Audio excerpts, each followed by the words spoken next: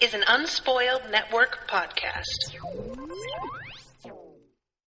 This is Unspoiled, covering Penny Dreadful, Season 3, Episode 2, Predators Far and Near. In this episode, I knew not to trust that motherfucker. I called it. Fuck you. Fuck you. Welcome to Unspoiled.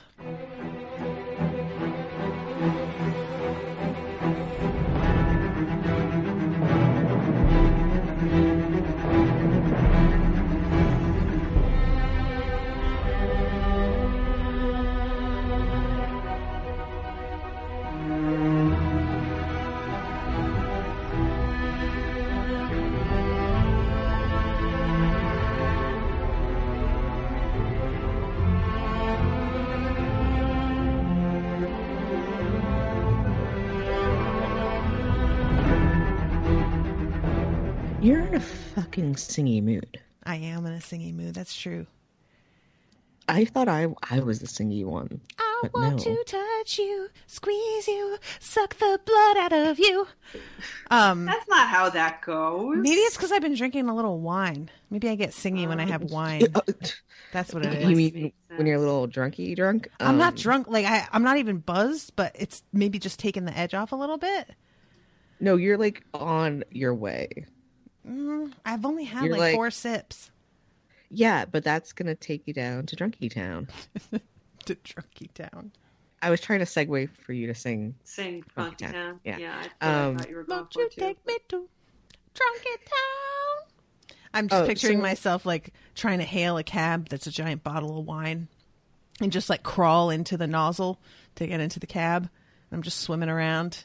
This is the best cab ride I've ever had. While we're talking about singing, can I just off-brand, actually on-brand because it's Patti LuPone who plays the doctor.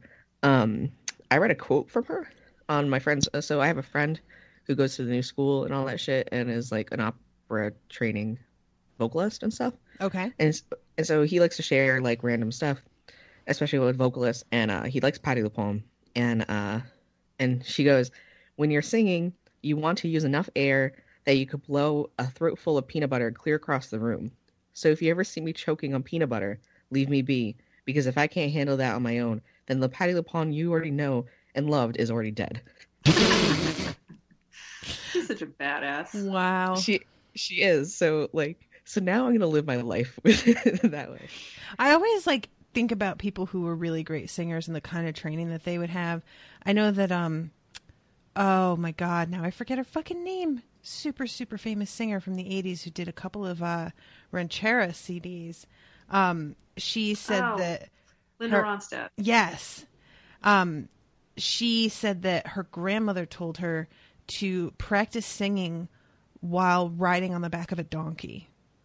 Because if you could hold your notes straight and steady while you were doing something that was that uneven, then it just trained your voice to constantly be completely under control, which is kind of genius, honestly. Do you think, and maybe I should ask my friend Jay this, do you think vocalists fuck each other over by saying shit like that? To see, like, because, like, I imagine if I was, like, Selena, for example, rest in peace, and I had, like, a girl who wanted to aspire to be me, I would tell her the most dumb shit thing to do. So that way, for thinking that she could not master that, to prevent her from somehow upstaging it. So you would pull a Jenna Maroney from 30 Rock. There's a lot of petty going on in singing communities. So which is why I wonder. Yeah. Well, that's the thing. I wonder if they do that, and then suddenly it happens. Like, oh my god! Oh, whoa! Not hello. Sorry. I talk with my hands, and suddenly my hands met my mic. and then fucking like she did it, and you sit there like, son of a bitch, she did it. So like I wonder if her grandmother did that, but then she did the thing, and now she's probably better than her grandmother. I don't like, because I think the idea that got where her grandmother got the idea was from the women who would sing to open the bullfighting. They would have them come in on the back of a donkey and sing. It was like we would have the somebody come in and sing the national anthem before a baseball game. And that was where Linda Ronstadt started off singing. So I think that might be where it is, but I don't really doubt that that people do crazy ass shit like that, because it is cutthroat out there, man. And there's always somebody better than you. There's just always somebody better that's just going to happen. Unless you're Patti LuPone. Patti LuPone doesn't really need to do it anymore because she's Patti LuPone. I wish that I want to reach that point where I can just be like, oh, well, I can just stop now. I'm so good. She I've gives done. no shits. Nobody. I mean, it's not like she's necessarily the best that ever was or anything like that. But I think she's pretty aware she's kind of untouchable at this point. She's like, I can have whatever job I want. I can do whatever I want. I've never heard, I feel bad. I feel like as a queer, I let myself in my community down that I did not know who this bitch was until the show. And so literally when I was scrolling through Facebook and I came on this post, I was like, I know that bitch. Who's that bitch? And I did a quick Google search. I was like, oh, yeah, she's a big deal. Yeah, she is a big deal. In that I connected her to the show, and then I was like, oh shit, she's done some shit. She's done some shit. She's done some Gypsy. She's done Sweeney Todd. She's basically anything that you can do with her vocal type, she's done. She's rocked it. I've never said that I was a theater or diva queen. I am strictly in my lane of fashion and Beyonce, and that's it. I like that lane. That's a solid lane. That's a good lane. Yeah, I really I went to school for musical theater, and that whole culture is the worst. The worst. I hated it. And everybody around me, except for the exceptional one person out of 20, was vapid and backbiting and petty and terrible. Yeah, and that's all right. I'm sure there are people listening to this who are part of that community and are like, I'm not like that. Yeah, you are. Almost definitely. Almost definitely you are. So maybe just look at it and be honest with yourself about it, because chances are high that you are, especially if you get along with everybody, then even more so likely. You know what chances are high about too? Are you about to do a really awesome transition? A little bit, yeah. Okay, go. The chances are high that fucking Dorian Gray already knew about shows like that and probably never gave a really shit about it and probably been to shows that we're going to see in just a few moments. And was just one, and then it was you know what, let's go do this. Yeah, this was just another rat gambling thing for him. Exactly. This was not the shame of it all. It was this is bad. We should do something about it. I think in the past he's been so basically what we see here, listeners, is that they go to a snuff show, which I read this one book that talked about morbid taboos and other shit like that, and it was pretty common to go to a snuff show since 2000 BC. There's been depictions of it and shit like that. And if you think about it, public hangings in a way are kind of snuff shows. But I digress. So so we see fucking Lily and Dorian dressed for the night of the opera,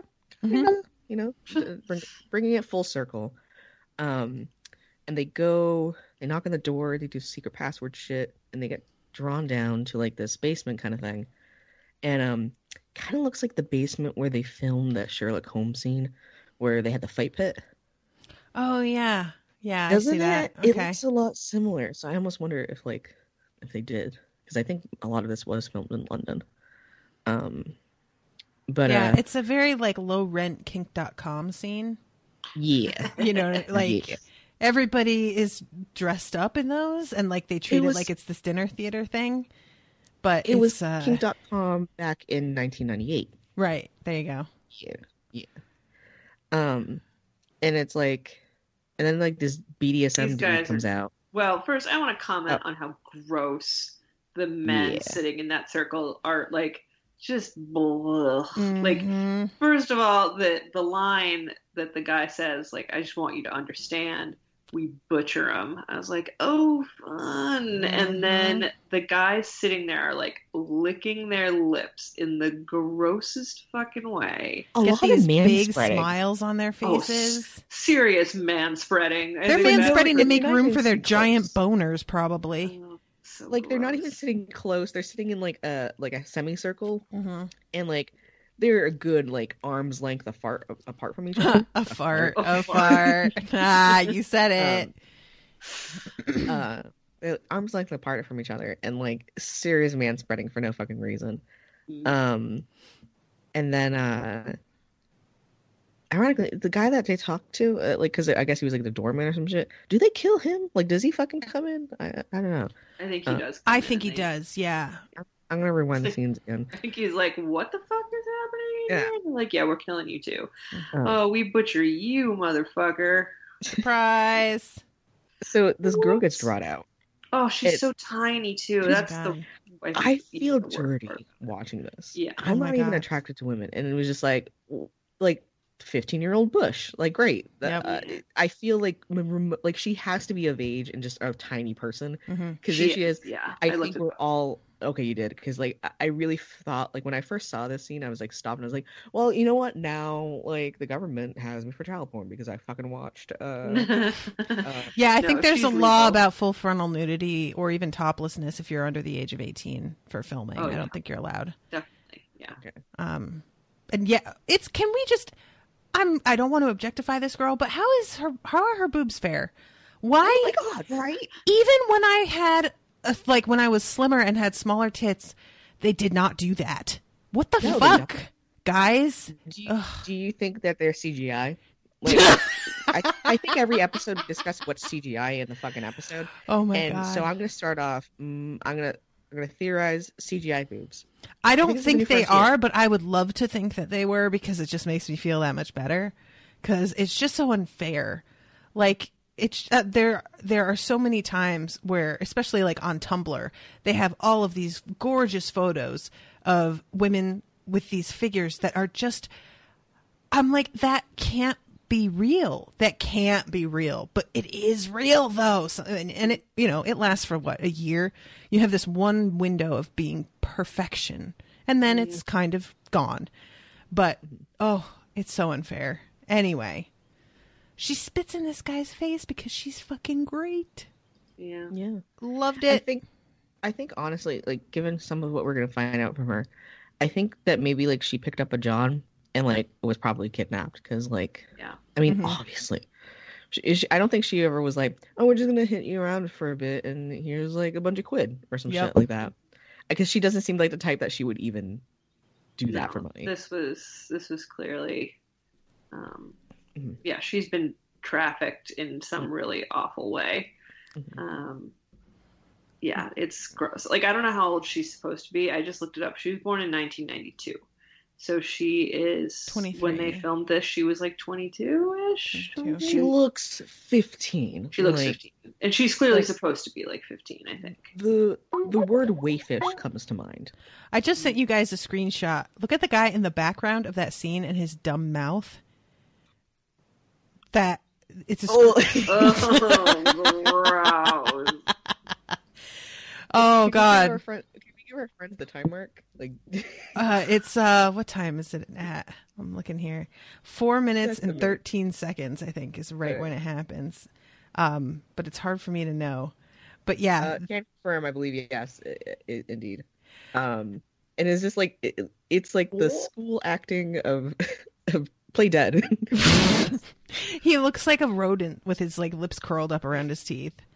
And this is the most beautifully choreographed moment because this guy's about to take a riding crop to this girl, and A thick Dorian stands up and shoots him, and he's got a gun in each hand.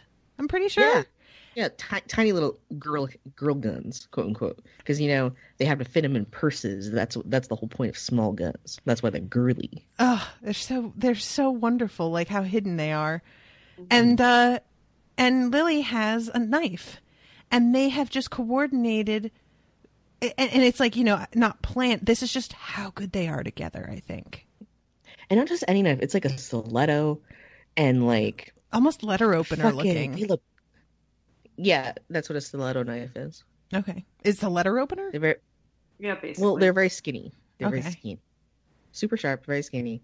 If you ever played Assassin's Creed, I have not.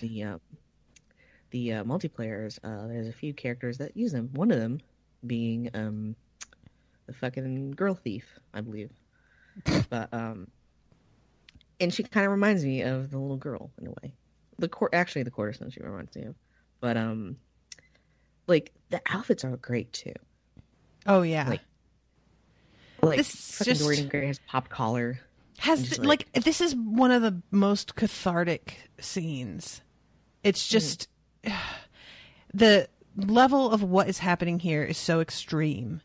Mm-hmm. And it was hard for me to imagine an ending that made this feel worth it. To even if she didn't get tortured, putting this in my head at all felt like they were going a little too far.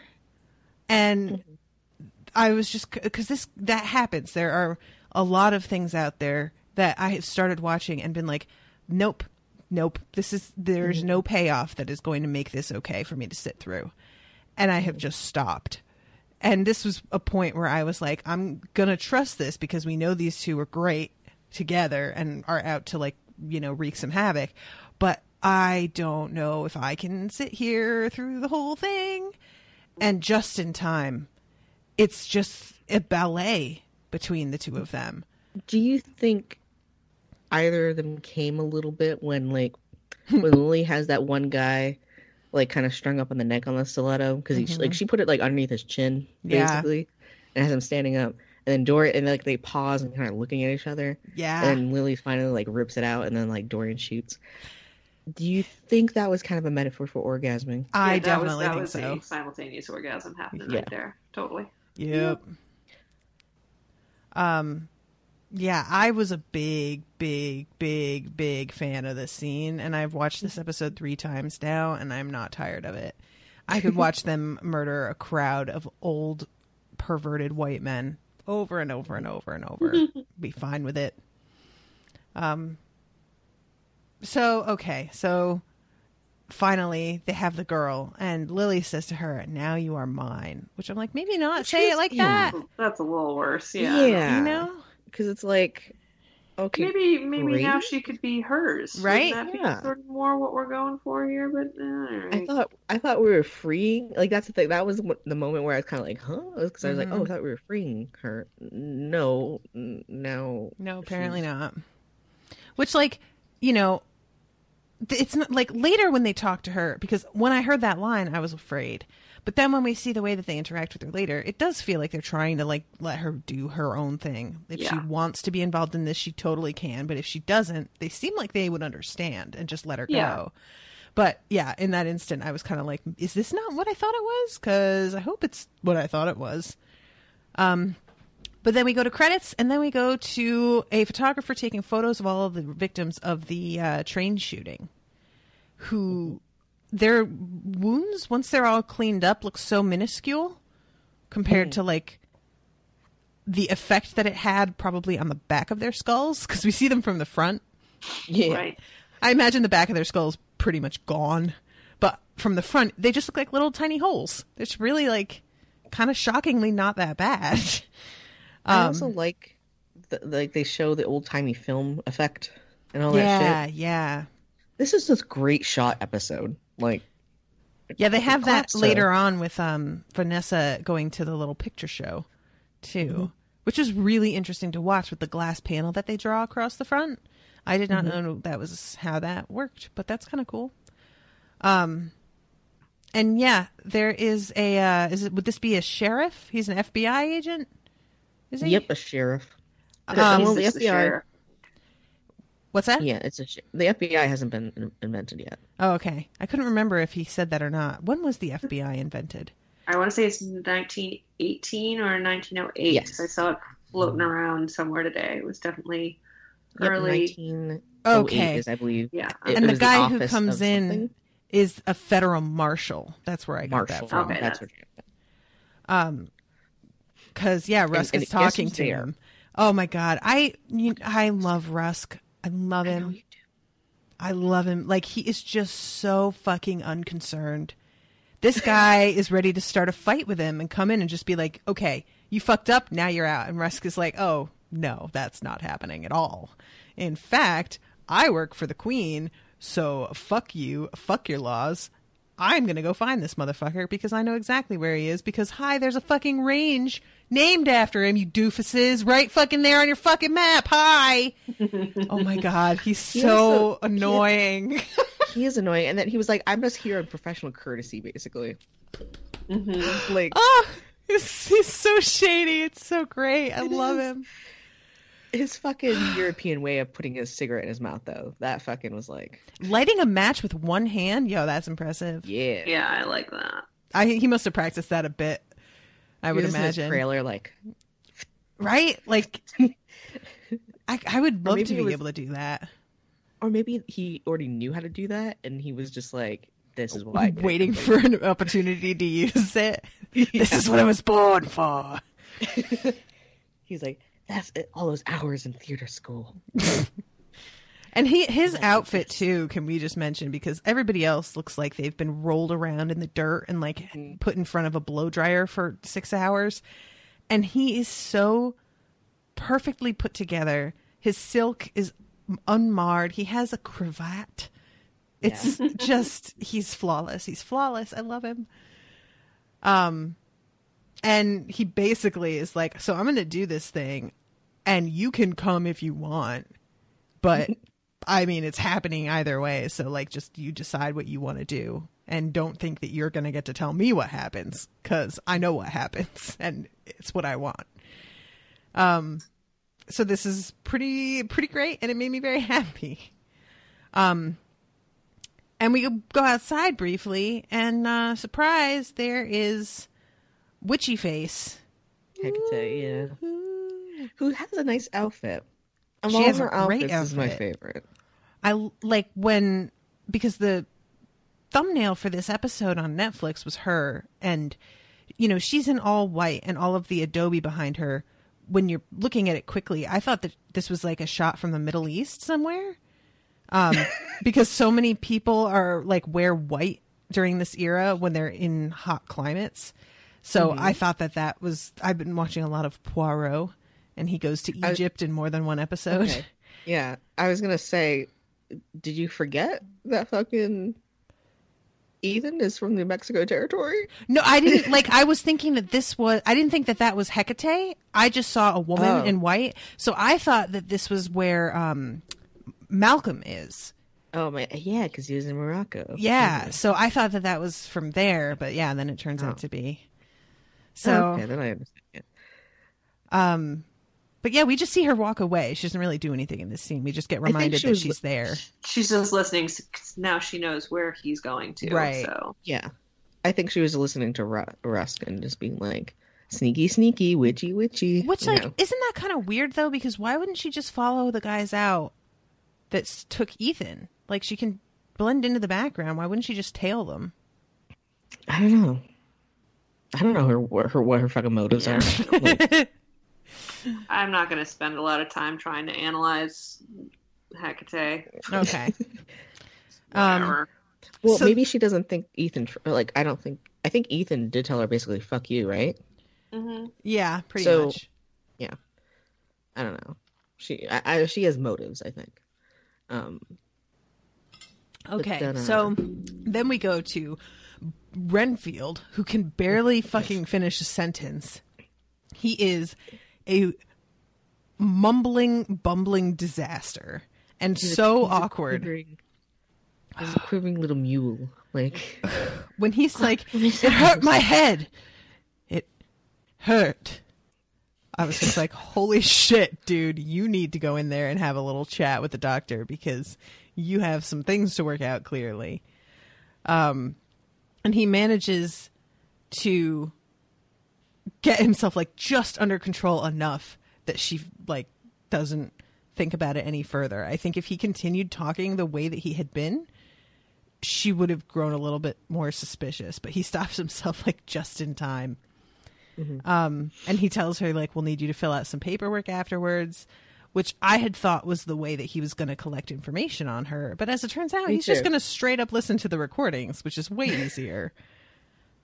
And I didn't know that they had these kind of recorders so early on. Yeah. So that's neat. Yeah. A lot of old-timey technology. How could they listen to vinyl if not they had something to record on? I just assumed that whenever they would record like a radio, like I figured it would be like computers in the 70s where they were the size of a room. No. You know what I mean? That it would never be something that somebody could just go out and purchase and have sitting on their desk in their office. You know, because this is a pretty small device, much smaller than I would have expected for something like this. It's like, smaller. It is small. Basically, vinyl record players were technically called recorders. Anyway, like there's evidence from, again, ancient Egypt, that if you funnel noise to a fine point of an area and have it drawn into pottery, there's these old called singing vases that they used kind of like a modified vinyl player basically on him, and it was recorded music. Weird. Yeah. I think it's called singing pottery or something if you look that up. But yeah, like the technology is actually kind of old if you think about it. So I'm not too surprised. Because my mom has a thing called a singing bowl, but those are just like one tone. Those that's one tone and similar concept. Yeah. You're drawing something across the surface of a raised bud, basically. Yeah. Which is how vinyls work. But no, these were like lines in pottery. Okay. That were, I guess that's basically what she's doing with the cylinder. It's like, you know, engraving it into this. It looks like wax, I think. Mm-hmm. And that's how like vinyl technology works, basically. Mm-hmm. That's why if you scratch it, you fuck it all up. Yeah. Oh, there's this fucking fly trying to get at my wine. Don't you dare. Son of a bitch.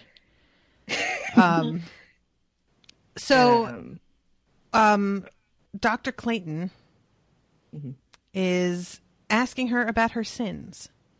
And Vanessa starts to get very agitated. And finally, it's just like, listen, I'll tell you, but I, one, don't know that you'll believe it. And two, if you do believe it, you will never sleep soundly again. And the doctor just pushes her, is like, tell me. And we leave and come back later, and she apparently has. And we don't really see the doctor's reaction. Well, I like when the doctor says, so, like, murder, and she goes, and beyond murder, and she goes, what's beyond murder? Mm-hmm. And in, like, the kind of driest possible way. Yep. Which cracked me up, and I'm like, oh, yeah, nope, you find out what's beyond murder. Yeah. She, like, goes and gets herself a cigarette and lights it, and doesn't say anything for a moment, and then tells her to go and do something that will make her happy, but doesn't really respond to the story itself, which leads me to believe that either she's too freaked out because part of her does believe it, that she doesn't want to actually address it, or she doesn't believe it and thinks that things with Vanessa are even worse than she thought, which I'm very concerned that she's going to, like, commit her and this whole thing is going to go to hell. Because how do you tell anybody that story? And especially a professional working in mental health and not get locked up or at least, like, put on some heavy medication. I'm worried about you, Vanessa. I didn't want you to do this, girl. I understand why she would feel that she could trust this woman because she reminds her so much of Joan. So there's that, like, feeling of familiarity, even though this is not the woman that you knew, you know? So she has this trust that that lady didn't actually earn. And she's so tearful. And she also looks wayfish at this point. Oh yeah, she is gaunt. Yeah. And then does she fucking do that crazy shit? Like psychic shit on her? What? I watched a few episodes today. I apologize, so they're kind of blurring a little bit. don't Okay, think I so- know what you're talking about. She doesn't grab her arm and be No. like, No. You're Okay, so you're this is spoiling me over here. It's I'm okay. I don't sorry. know what he's talking about, so I don't think it's important. Yeah, I kind of jumped ahead because she doesn't get the cigarette in that scene, but I just wanted to cover that whole scene because her reaction to it was puzzling to me. But we go from there to Dr. Jekyll and Dr. Frankenstein, and they are having tea, and he's talking about his father, and he is very ill, and he's excited to inherit all of his shit, and also mentions about how he's going to move to Harley Street, and Victor sort of snorts about it, and he's like, just stops and looks at him, and Victor's like, I meant because of your work, and he's like, fuck you. No, you didn't. And he says, once a wog, always a wog, which I never heard that one. There's so many slurs. yeah. Really, it's hard to keep Who track. can keep track? But I think, did we look this up before? Well, I looked it up after watching this, and it just means any non-white person, pretty much. Okay. See, before it used to be very specific slurs. Now they're just turning general. Apparently. Like fucking... So he tells Victor the story of his mother who got impregnated by this shitbag and abandoned. And because she had been basically spoiled by him, her family wouldn't acknowledge her. And she became untouchable. And then she died of leprosy. Actually untouchable. And he is looking forward to his father's death, not just because of getting his property, but because it's justice. And he really wants him to fucking die. So I'm game. Let's kill this guy. We don't have to wait. Like, just get it done, son. But yeah, he calls him wholly evil. And says that there is no duality in him. And that's when Victor's like, well, what's that about? And we get to hear a little bit of the famous Jekyll, Bullshit, light and yeah. dark. Yeah. And it's just this thing between the two of them. They're both like really messing with some shit, man, that feels... Do you want to just do a So whole Frankenstein sensitive. Jekyll Hyde section so we Yeah, can get it let's out of the just fucking do way? it. Because fucking, honestly, Jekyll, we get it. You want to suck Frankenstein's dick, but come on. Yeah, Am I the only one getting those vibes? I definitely have that vibe. I felt like the two of them were like a thing in college, and then he just abandoned him, and that's part of I why think they he's so mutually pissed. masturbated in college, At the least. At the least. Yeah. and one of them caught some feels and can't let it go. Yeah. And so he brings Victor to to Bedlam where he works, which is conveniently right across the street from the table they are now sitting at, which is kind of hilarious. That moment, I work at Bedlam, and then the camera pans in on I was just like, okay, chill out. But he has a facility in the basement, and he is given all of the worst types to experiment on that are, as he puts it, cannibals, infanticides. There was another one that he gives as an example. But basically, it's horrifying. Do you think they'd be all the way in the basement with the cannibals? I feel like they would be chained by the neck like the guy they walk by. This is so fucking... It's just the worst. It's and the thing is, it's not beyond the stretch of imagination that this happened at fucking... It's absolutely mental not. hospital. It's absolutely not. It's just... Yeah. So he brings out this guy who is absolutely flipping out. And they have to put a gag in him and strap him to this chair. Meanwhile, Jekyll's assistants are being a little bit bitchy to him. Like, they won't call him doctor because probably, Wog. Because racism. Yep. And he's talking with Victor about whether or not this could work for Lily. And okay, can we talk about this? Because Victor keeps talking about making her the way she was. Yo, she was never like that, though. She told you she knew the whole time and was faking, dude. That wasn't real. You can't get it back because it doesn't exist, and it never did. Do you think it was possibly he's talking about Brona? No. But even then? He did. No. I know, but he didn't really know Brona. So. No, he met her for like 5 minutes and then killed her. That is true. Yeah, I just like... But it is... it gets me so annoyed. Fucking stupid. And Jekyll is very cautious, and he's like, can we tame the beast and make her, and he's like, yes, almost definitely. Can we make her love you? I don't know about that. And Victor just kind of breezes right on past that part. And just is like... Because, clearly he's I just want her back. Ugh. Victor, you're the worst.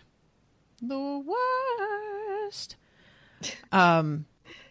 So they inject this dude, and he wiggles and jiggles like a bowl full of jelly. This is very CGI. This is yeah number 2 on the CGI list. That weird vein on his fucking head. Yeah, being all weird. Oof, that was. And gross. then it slowly. It looked like a slug under his, like crawling under his function. skin. Oh, it was super gross. And then suddenly that all fades, and then there's like, "Oh, chaps, yeah, I could do with some water if you were so inclined." Yeah. And Victor's like, "Oh shit," and yeah, and that's about all we see of them. So back to Vanessa. And now we can put them away from our minds. Put them out of there. So Vanessa is instructed to go do something that will make her happy. So she decides that she is going to go. Malcolm.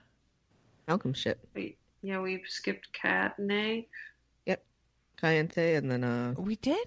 And Malcolm. Yeah, because they're technically before. They're after this scene where she leaves the doctor. Yeah, so she leaves the doctor, and she's getting followed by the little vampire boy. Right. And then there's the thing where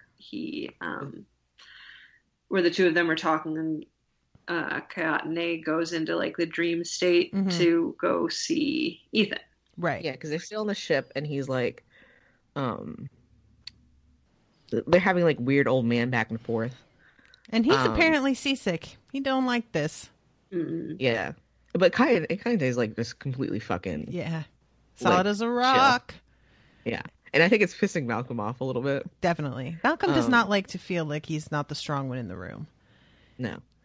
And then he's like, you speak for your race, and stuff like that. And then and he's like, you're an idiot because not only white people hunt, everyone hunts. And then they talk about kind of morals and shit like that. And all this while, Wes Studi, so Wes Studi is the actor who plays Kante. I'm just going to refer to him as Wes Studi. And he's setting up these random bits and stuff, and then he's setting up a pipe to smoke, and kind of super casual about it too. And I'm sure Malcolm's probably seen some shit in Africa, so this also not too absurd or out of the realm of shit. And wait, what's not too absurd? Oh, you mean his ephemera that he's got out right now? Yeah, because he probably thinks oh, Studi's gonna do some shit. Gotcha. And then and so he talks about how he met Ethan, and Ethan came to him with blood on his face and shit like that, and said this old line where basically I would scalp him and then wear his hair on my belt, and then kind of really vague still about that. Yeah, there's a lot that's not said here because if it's what he thought or what he's saying and it was that simple, then Ethan would not react to him the way that he does. Yes. But that is a really fraught moment. So there's a lot happening that we don't know yet. And he keeps referring to Ethan as a son, and even though we know that there is clearly another father, and I don't think Ethan has two daddies. Maybe he does. I don't know. Because I'm still on the train that I think Josh Hartnett is one of me. So, you. what? Yes, he's a Okay. brother. Okay. And then he lights his pipe and he kind of blows across the thing, does some woo-woo magic stuff, which they always show. Woo-woo magic. And then he's saying some stuff that is Apache. I don't know the specifics of it, but then we see like a bunch of like kind of like opening credits. Yeah, a little bit. If Dreamwalking had like was a show segment, this would be like the opening credits of it. So we see flashes of like rattlesnakes, wolves, canyons, A scorpion. yes, clouds. Baked desert sun or desert earth that's like cracked. Yeah. And Ethan is sleeping next to a campfire, and then he kind of wakes up, quote unquote, in his dream, in the Plainlands, and looking very fine.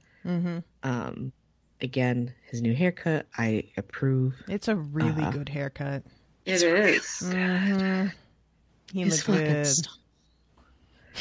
And so he turns around and he fucking sees West Studi, and he's mad. He tackles that motherfucker so hard. I thought they were about to go flying over the edge of that cliff. Oh, I know. No need to go that hard, man, when you are perched on the edge of a 50-foot drop, son. Don't I think do West it. Studi had a fucking stunt double for that shit. Oh, made Is me West Studi's nervous. And have a back and forth. And yeah, he's like telling him, I'm going to wear your hair on my belt. And Kaitane is like, yeah, that's a good threat on a white person, but for me, it's not really going to do the job. And he says then that it's not a good threat for an Apache to use. And he says, I'm not Apache. And he says, you are Apache or you are nothing. Be nothing then. And that gets him very emotional. And he backs off of him and pulls his knife away. And he asks Ethan where he is, and he tells him outside of Cascabel, they're bringing me home to see my father. And he says, and then, and he says, I'll end it with him just as one day I'll end it with you. Keep an ocean between us, old man. And I just don't know what the fuck, man. I like how, I bet you West Studi definitely had a bit of like, I don't know, maybe character control of this, because like, or the writers just really knew their shit. So like, the concept of a lot of like, quote unquote, white kidnappings, quote unquote, back then, in many traditions, almost not really all across the board of many tribes, but like a significant number of tribes had this concept that if you lost someone in war, and part of like treaty making and stuff like that too, and also if you did a raid, it was really to recoup your own numbers, and that is adoption. Like, so they are therefore then indeed Apache. So like, and it looks like Ethan feels guilty about it. And so I don't know what he did to deserve to get adopted, but I think he's upset about it. But I think West Studi character is like, he really is like, no, he is my son, and I'm going to treat you as my son. And so like, if you look into like old, there was a collection of journals called, I think, the Captive Diaries or something, where a lot of New England tribes, and it was writings from mostly white women, because settlers used to kill indigenous women, which was kind of a no-no, but they did. And so they usually kidnapped women, which created this, you know, savage stereotype of that they don't want to rape a woman. And it was really to recoup their numbers, and they were considered family. And I think that, and a lot of their diaries all wrote like, I don't know why the fuck they're treating me so nice. I'm supposed to be prisoner of war, and they're giving me food and teaching me how to cook. Like, what the hell? And so I don't know, like I think it shows a little bit of forethought in some portrayals of Native Americans in shows, which and a concept that is often misunderstood, I think. So I just wanted to point that out. I thought it was pretty cool. Yeah. Of the show. All right, cool. Because Ethan is Apache, and Josh Hartnett is mixed. I swear to God. Yeah, I'm surprised that you didn't look into that a little bit more to find out, because I'm sure somewhere that it says a lot of like he's commented and said that like as far as he knows he doesn't know, but that a lot of people do ask him apparently. Okay. A lot of Canadians do. I think he's Canadian. Oh, is he? I didn't know that. I was just saying the other day how many people that I didn't know were Canadian assume are American. I believe he is Canadian. Okay. All right, so we go back to Malcolm and Kayate, and he's like, yeah, so he knows we're coming. Everything's cool. And just like rolls up his shit. And Malcolm looks kind of affronted, like, that didn't take long. Okay. Like, I think he thought he was going to be more involved than he was, maybe was what it was. But Malcolm's just like, you just did it without me? Oh, well, I suppose that's fine. Well, I think this is probably the first Native American he's ever met, too. Yeah, maybe. Maybe he expected like some sort of big production, was just like, this is it. So we go back to Vanessa, who has decided that she's going to go to the little talk that Dr. Sweet is giving at the museum, and she sits down and does a little bit of public long distance flirting from her seat, reciting back to him some of the information that he had told her about scorpions. Mm-hmm. It's this is something that I had kind of forgotten was part of the story of Little Women. Also, like, people just going to talks about the pyramids, or like, you know, like this about animals or about a certain writer or whatever.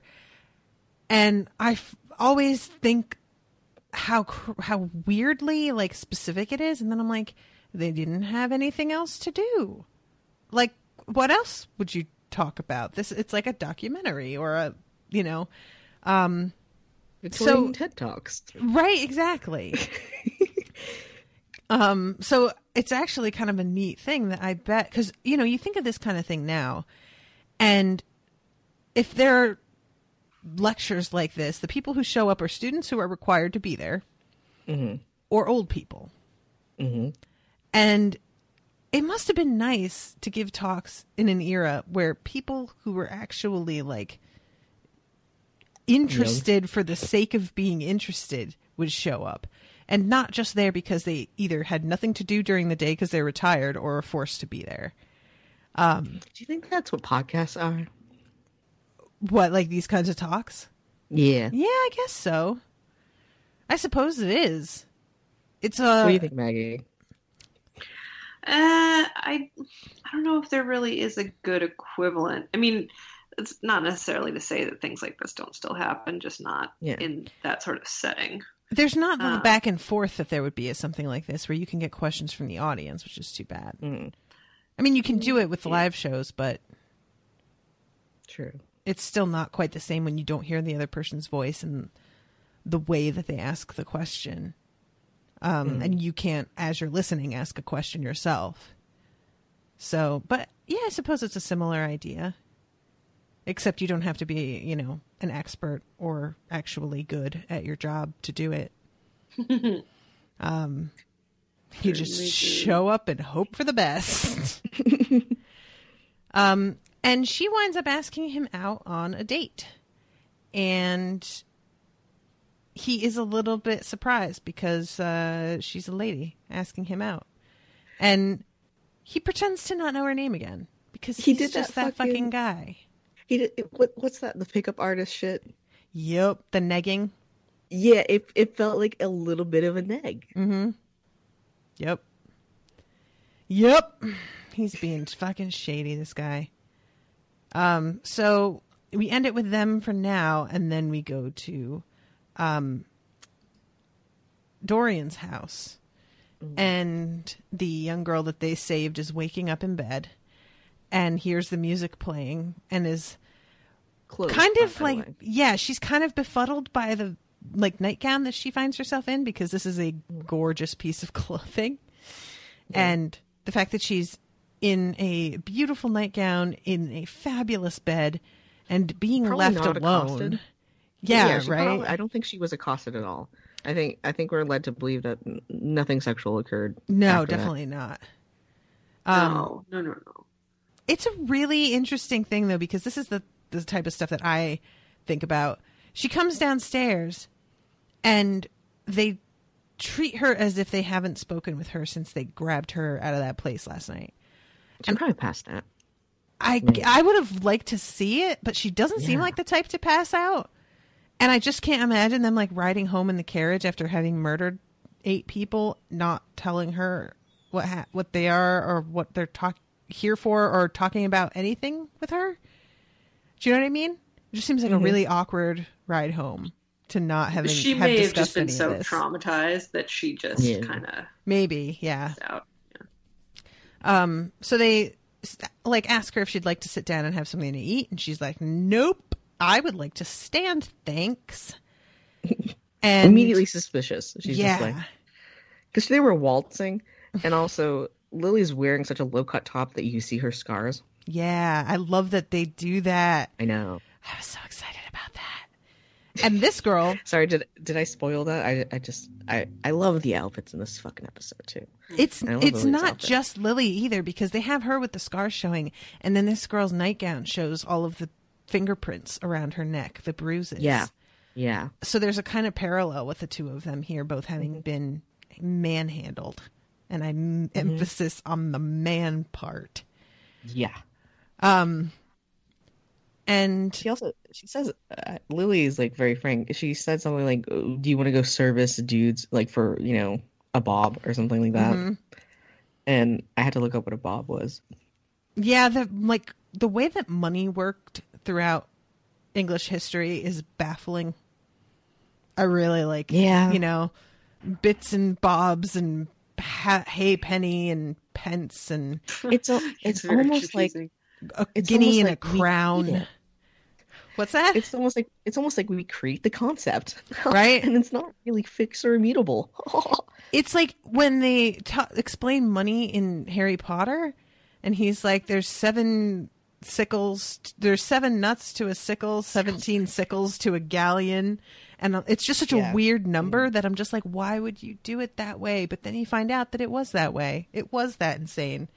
Just have it be round numbers, guys. Why do you do this to yourself? But yeah, she tells this girl that I was once in the shoes that you were in, and then there was a twist of fate, and here I am. And she asks her if she'd like to go ahead and, get back at some people. And the girl says, yeah.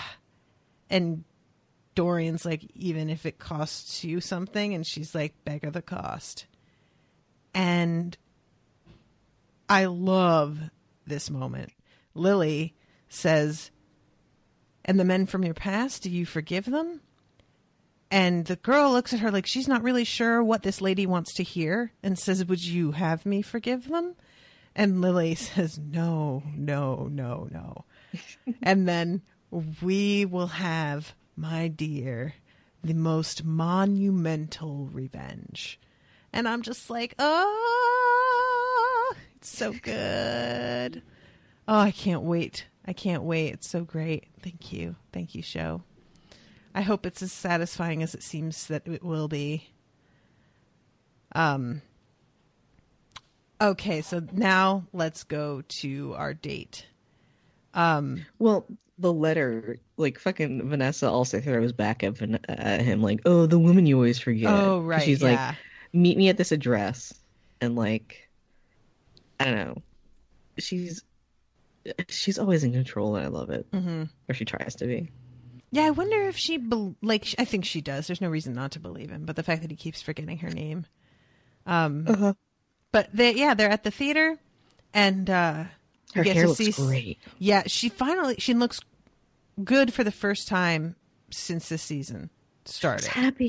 She's happy. She's cleaned up. Her hair is done. She doesn't have those like half moon purple circles under her eyes.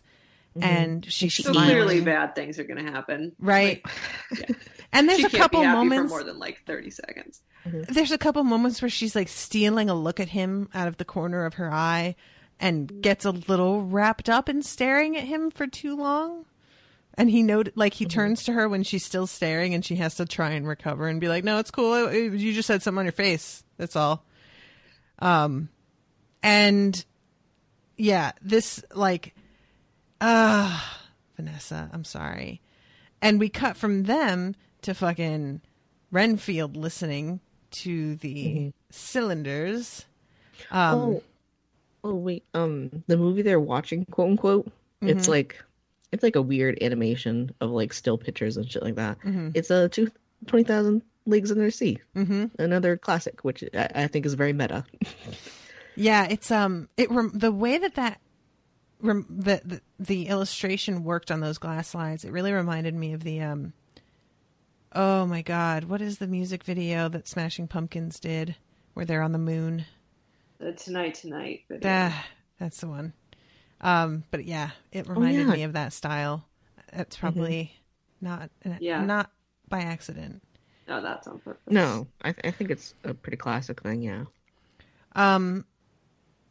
So Ethan is at a saloon, and he's watching the moon out the window, and I don't really know how this works because the moon's high, the moon's up already. It's not, so I don't really know what the timing is like for this, but he's clearly waiting for this change to come over him. And there is a native woman who is wiping down the tables, and she sees him, and she says, "You look sad," and he just holds up his manacles and looks at her. Do you know who the actress is, actually? She looks like, I guarantee I've seen her in stuff before, but no, I don't know her name. She's been in a lot of stuff, and my favorite role is in that fucking movie that they made out of Sherman and Lexi's book. Sherman and Lexi. Dances with Wolves? No. Sherman and Lexi didn't write Dances with Wolves. I don't know. I was just throwing out something that I thought I recognized her from. I think she was in Dances with Wolves. She was in Dances with Wolves, but fucking something with Tonto and Last of the Mohegans? Lone Ranger, I guess, is Tonto, huh? I'm thinking Last of the Mohegans. I don't know the characters from that. I should read that. How are you going to ask me if I know who this is and then you don't know?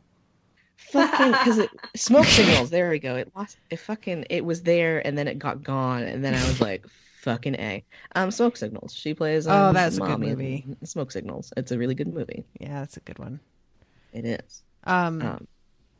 So yeah, then she says, "What did he do?" He says, "I murdered a senator's son." I'm like, "Oh, okay." And she says, "Oh, well, then you deserve it. Are they going to hang you?" And he says, "Well, we'll see." And then she's just like, "Oh, I know you." And he looks real uncomfortable. And she says, "I was part of Caetne's family." And he's like, "Oh, hey, girl." Well, first he says, "Where's that old demon? Where is the old demon?" And she doesn't know, and apparently that's common.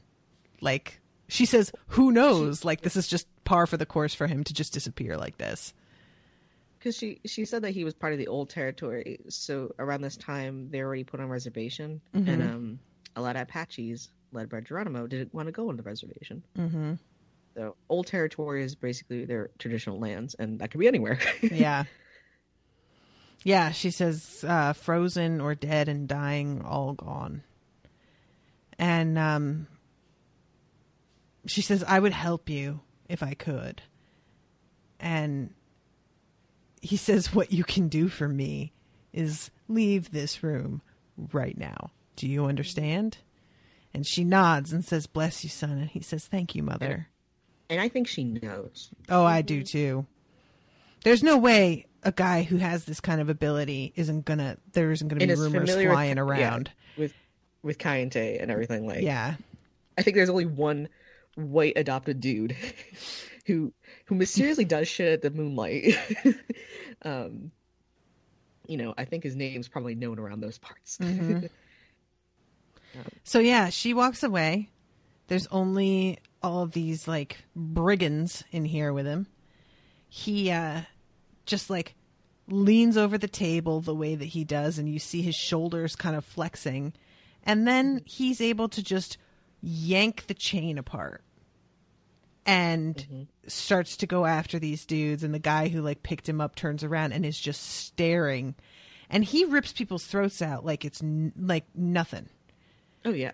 And the other guy who got him lifts his gun, and then the witch just flies up out of the wall and breaks his arm.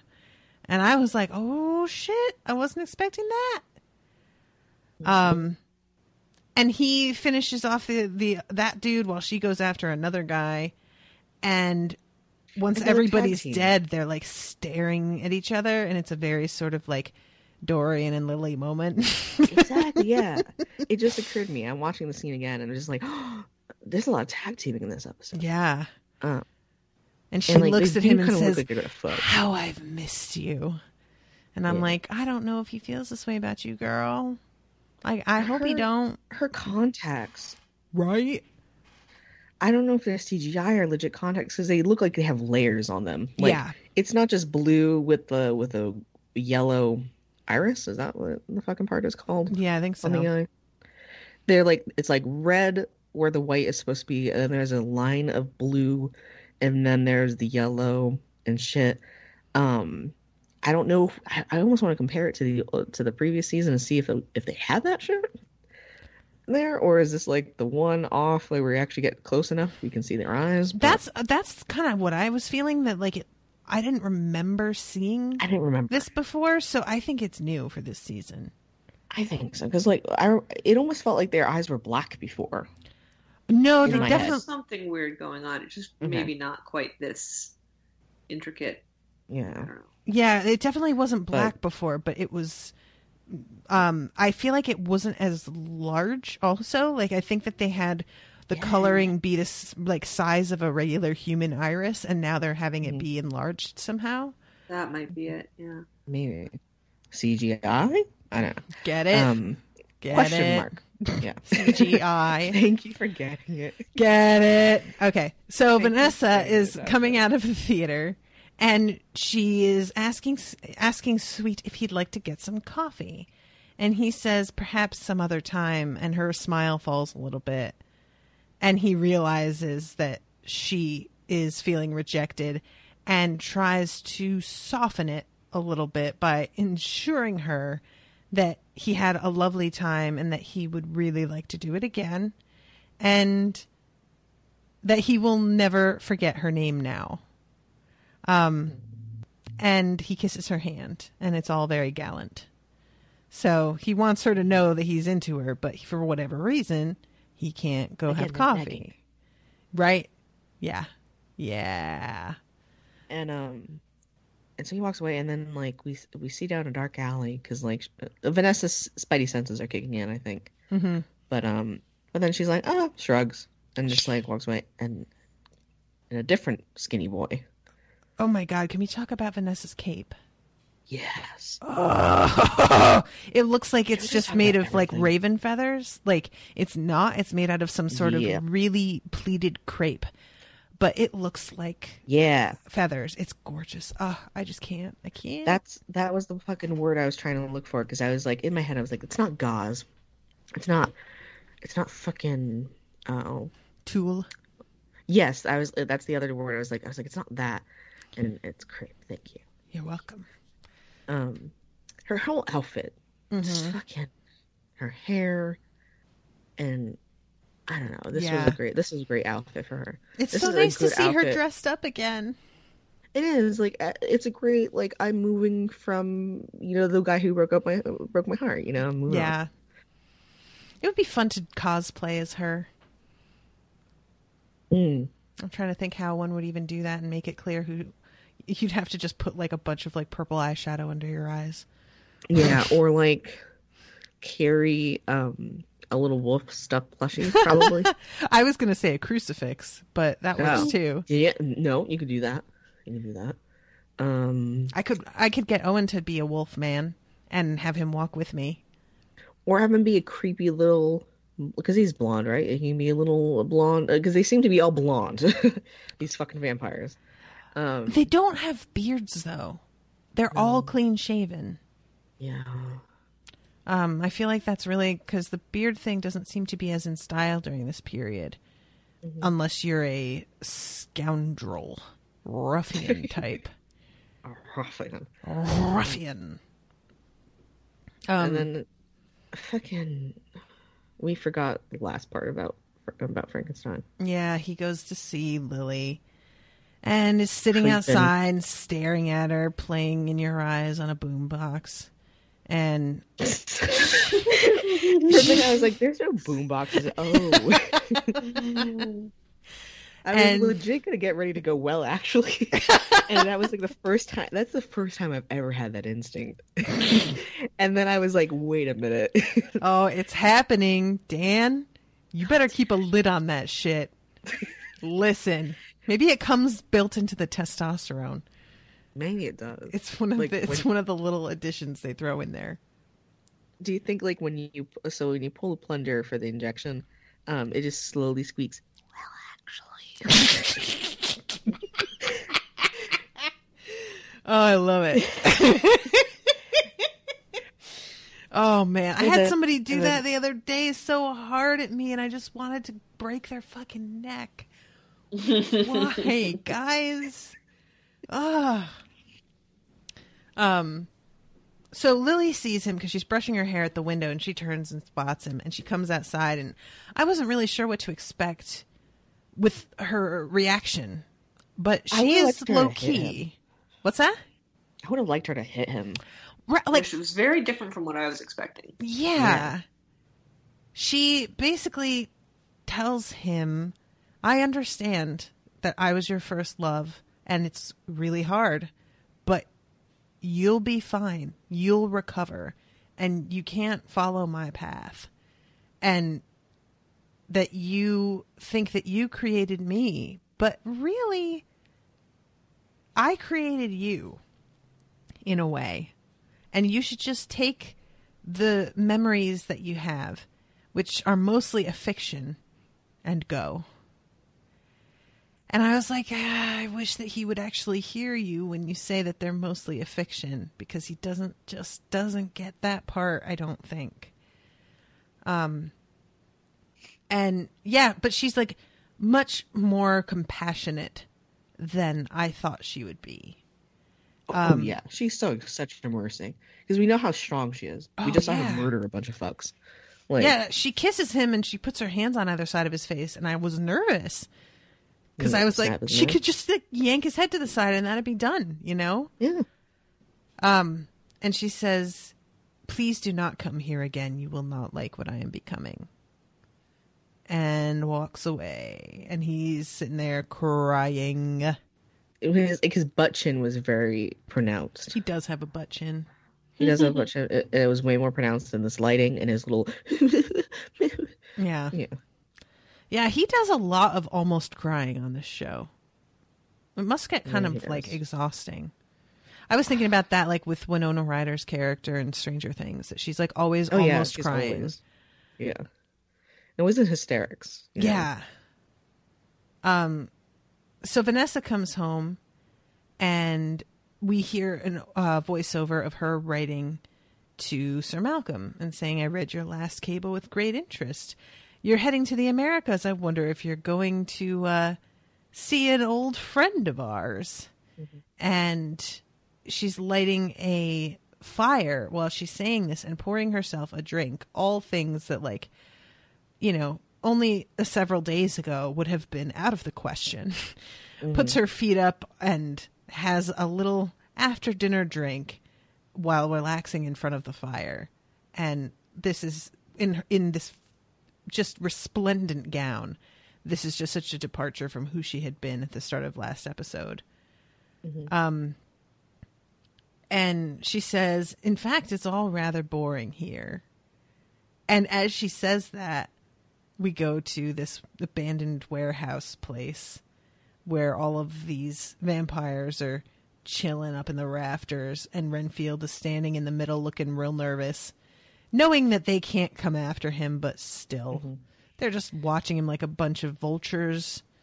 And he's like divulging his like espionage that he had in the office and shit like that. Mm-hmm. All the shit about Vanessa. And and this fucker is up there playing the violin too. Yeah. By the way, which, like, come on, drama queen. Christ. Are these hipster? Like, I'm gonna say, are these vampires just hipsters? I mean, like, did you see that thing I shared today? Are they hipsters or are they Civil War soldiers? Did you see that? Oh my God, you gotta look up. I did see that. Yeah, they're sitting at like the bar thing or whatever. Yep. And it's like, I did see that. And this guy has his shoes off because he's a goddamn douche. Yeah, he does. But they were hot. I'm sorry. His feet looked like they had the prosthetic, like, Hobbit extension built onto them. He had some big ass feet. I have some hairy knucks. Okay? No, it wasn't the hair. This guy had no hair on his feet. They were just huge feet. Oh, they weren't. I kind of want them on.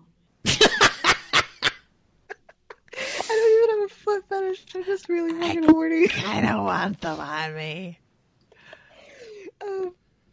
And I was also trying to impersonate the fucking voices of the vampires and shit like that. Yeah, so like, are vampires hipsters? Because they're gentrifying an abandoned place. Yeah, true. Quote unquote abandoned. There's a violinist somewhere. I wish it was a ukulele. Like how much better would that be if it were a ukulele? It looks like there's a hacky sack of some sort. It's not small, but still. And Renfield's glasses, those are hipsterish. But that's he's, like, true. Quivering, like I'm the master. And he's like, so you've got her story, and he's like, yes. And then he cuts open his wrist with a nail, and Renfield falls to his feet and drinks his blood, and the camera is above him, and he turns his face upward, and it's Dr. Sweet. Dun dun dun. Ta-da! And he has, I think, CGI eyes. They're black with the red irises. Yep. And I'd forgotten how soon they revealed this. I was kind of surprised it happened so quickly. I guess I'd forgotten. I really did not see that coming. He does a very... Nope. Just didn't. He does a very, basically the baptism, basically. Like, blood of my blood and all that shit. Yep. Again, Jesus themed. Again, illustrating that he and the devil are brothers. Mm-hmm. Because if he's Dracula. Mm-hmm. Do you think as brothers, before they clearly got up in arms with each other, do you think they made fun of Jesus a lot? I mean, well, I'm pretty sure this was long. I mean, do you think that this was before or after Jesus that they had their falling out? That's the thing. That's what I'm wondering. I was like, I really think it might be after Jesus. I think maybe Jesus egged everyone on, and then that's where the whole split was when he actually died. I like to think of it that it was before Jesus, but then when Jesus came along, he tried to like get them back. Like he sent emissaries with like fruit baskets and stuff, and was like, "No, seriously, it would be fine, dudes. Like I'm not like my dad. You know that flood thing? I would never do that." And they're just like, "Yeah, dude, no." Yeah. If he is the son, and then like in a way, angels are fucking the images of God too. Like, I think they would also be a little bit salty about Jesus. And they could be salty together. Salty like, together. Why is he the cool son? Oh, I love it. I love it. I want this to be a fanfic, please, somebody. This could be a show. That's a show I would pay to see. Dracula and fucking Brother Lucifer. They're angels. Spin-off. Salty about fucking Jesus. And Jesus is like Jesus is the hipster. Jesus looks like a Civil War soldier. With his bare fucking feet. God damn it, no, Jesus, put your shoes on.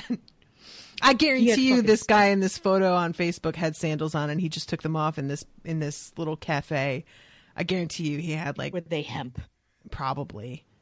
Or they were Toms or something. Well, I have a pair of hemp.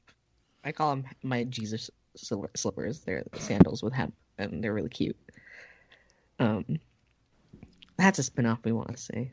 Fucking whoever listens to this who's like a media something, like give us royalties. BT dubs. $700,000, please. TM. All right, so that's that. That's the end of the episode. Yeah. I want to wrap this up because I have done 2 recordings today and I am tired. I did Harry Potter earlier, which was super bizarre tonight. But anyway, so new patrons. What's up, guys? We got a bunch. This time it's Nikki Gerber, Jay Francis, Ryan, Anum Hassan, Kelly Wright, Ensign Contreras, Michael Wilford, Iha again, Ann Thomas, Axelberg Larson, Dos Moonen, and Melanie Linares. Welcome. Didn't Ann Thomas used to be She had been briefly and left and just came back again after Welcome back. a while Well, she away. came back. She came back because she heard how sexy the crews were. You know? It's true. The patrons have been coming in. She sent me a mug that says Hogwarts alumni on it, which was adorable. That's cool.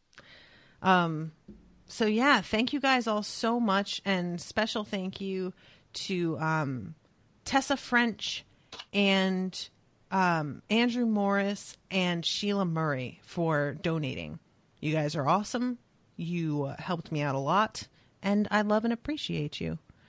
And all you new patrons, if you're $10 and up, I will be sending out this coming week. I should be getting the basic Snape postcards in the mail, and I will be sending them out later on in the week. And so if you're $10 and up, you'll be getting one. If you're $5 and up, make sure to listen to our Twin Peaks coverage.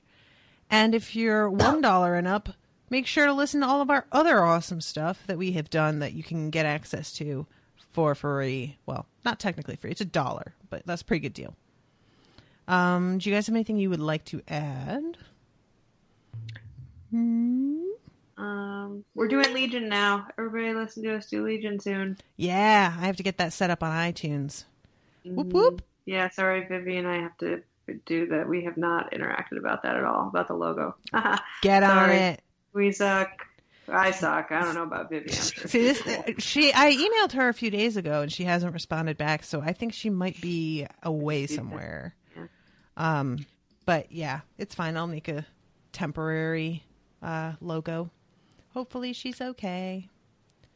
I just wanted to share that I'm Dan Souza in the group, and I'm trying not like this is the thing. I always want to post, but I also don't want to be like have it treat the group like a shit posting place. Which is why when I showed you that shirt, the Wingardium Leviosa, I felt like, oh, this is funny. I'll show it to Natasha, but then you're like, show it to the group, and I was like, yeah. Oh. And I don't know. So maybe those posts are really fun, and I'll probably post a lot more of them because I worry about, my shit posting. Basically. No, that's not shit posting. That's directly related to the fandom. That's perfect. I loved it. All right. But yeah, that's about it. So if you see me there, this is the voice, and that's the cookie cat face. Cookie cat face. Cookie cat. All right, guys. Well, thank you all so much for listening, and we will see you next week with a new episode. Toodaloo, motherfuckers.